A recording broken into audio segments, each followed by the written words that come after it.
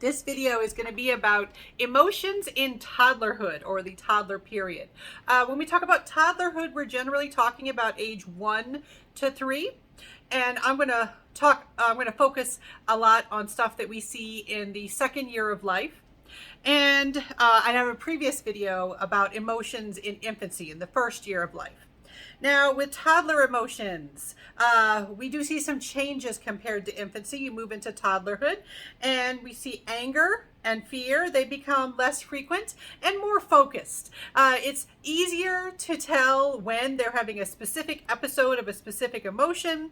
It may not last as long, and you can even see them start to develop some abilities for managing and calming down, regulating their emotions.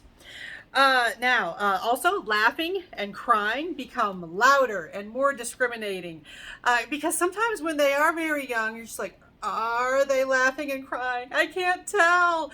I as a parent, I've had many of those moments where in the first few seconds of laughing or crying, I mistook it for the other thing. And as they get older, you start to be able to tell the difference between those different emotional expressions. And this is such an understatement. Temper tantrums may appear. Yeah, that's pretty universal. You're going to see temper tantrums. All toddlers, pretty much all toddlers, they're going to exhibit some kind of temper tantrum. You might have some unique situations where you may not see that, but it is pretty common, pretty typical to see temper tantrums. They don't call them the terrible twos for nothing, even though a lot of people are going to argue with you that it's not just twos. It's just all of the toddler period can easily be defined by tantrum behavior. Going to get older, eventually those tantrums should fade, but if you've got a toddler, yeah, there's going to be a lot of tantrums, and that's not necessarily a bad thing, because tantrums actually allow them to figure out how to express, how to communicate their emotions, including the negative emotions and the negative reactions. So you don't necessarily want to be disappointed when you see tantrum behavior. You can certainly try to help them manage their tantrums and try to teach them skills for exhibiting behaviors other than tantrum behavior, but expect that to take time before you can really mold that behavior. Now, another interesting thing that happens regarding toddler emotions is that we see new emotions appear. Now, in infancy, a lot of the emotions that we saw emerge are what we call the universal emotions that we see worldwide, the type of emotions that we see depicted in the movie Inside Out, worldwide. You have individuals, they smile to show joy. They have certain behavior, certain emotional, facial expressions that they show to exhibit anger. Those things are universal. But we also have these types of emotions called self-conscious emotions. We see these emerge in toddlerhood, and they are more shaped by society and culture. Other people kind of have to teach us how and when to express these particular emotions. They are not as universal. And so what do we see? We see pride.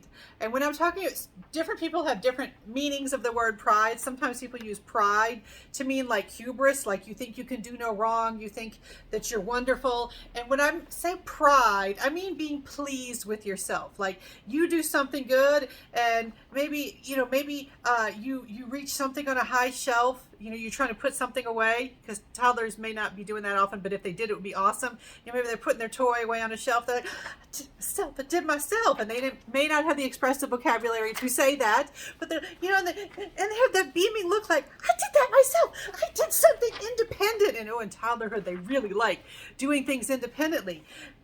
That's that pride. And adults shape that by also exhibiting pride, like, yay, you did it. Look what you did. That is so great that you did that. And that feeling like, yeah, I did do that. That's pride. Well, cultures differ in terms of how they encourage you to express pride, to what degree you express that emotion, for what sorts of accomplishments you express that emotion.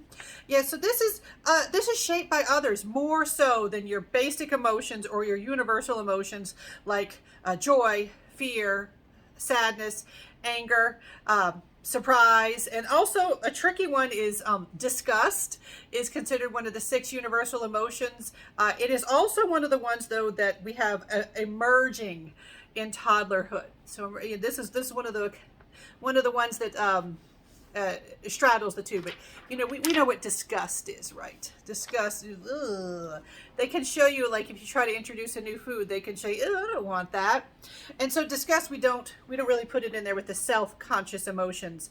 So disgust and some self-conscious emotions show up in toddlerhood. What are some other self-conscious emotions? Guilt and shame. Now, you might be thinking that these are the same thing. They actually are not. All right, they are a little bit different. Experiencing shame. Shame is where you're thinking, oh my gosh, I'm no good. I am an idiot. And people can shape shame by shaming you. You're no good. What the heck is wrong with you? Why did you do that? You're a bad boy. You're a bad girl. Why are you being naughty? Those sorts of things. That's encouraging shame. And you might be thinking, how is that different than guilt? All right. Shame focuses on internal characteristics of the child. There is something wrong with you.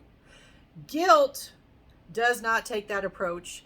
Guilt is like, you know better than that. You could have done that differently and you didn't. Guilt is much more focused on, I made a bad choice. I shouldn't have done that. Even if a child doesn't have the words to think that way, guilt has that quality. Guilt is the you knew better approach. How should we do this in the future? Young children may not have the vocabulary to answer that type of question, but they can start to benefit from hearing that type of explanation, that type of lessons. All right, so, and if you're curious, guilt versus shame, when we predict later behaviors, the positive behaviors that we're generally trying to shape in children, they are more associated with guilt than shame. So when your child does something that you don't like, it's going to happen. When your child does something you don't like, resist the urge to be like, what the heck is wrong with you? And be like, okay, how could we have done this differently? Or, you know not to do that. You knew you weren't supposed to touch that. You know you're not supposed to do that until I come and help you. All right, what should we do next time? Make sure you ask for help next time. All right, guilt. Guilt is much better. You can do better than this. It's much more effective than you're an idiot, because there's no room for improvement if you're an idiot. Well, if I'm an idiot, why try? All right, I'll say more about that in the future when we talk about some elementary school age stuff too. All right, also another self-conscious emotion, embarrassment. Being self-conscious, like when people are looking at me, I don't like when people are looking at me, I want to hide. Embarrassment is also shaped by others. Others will shape your sense of when should you feel embarrassed, how you express your embarrassment. Right? When they study this in laboratory studies, I always think it's interesting. They have this laboratory procedure where they will induce embarrassment by pointing at the child and saying their name repeatedly. And there are times where I've watched videos where they demonstrate this procedure. I get a little weirded out with it. I'm like, I would not want that to happen. People all of a sudden pointing at me and repeating my name over and over again. But that feeling like, I don't want people looking at me. That's that sense of embarrassment. All right, so these new emotions. First of all, you get disgust. One of the universal emotions, you get disgust, and you also get the self-conscious emotions.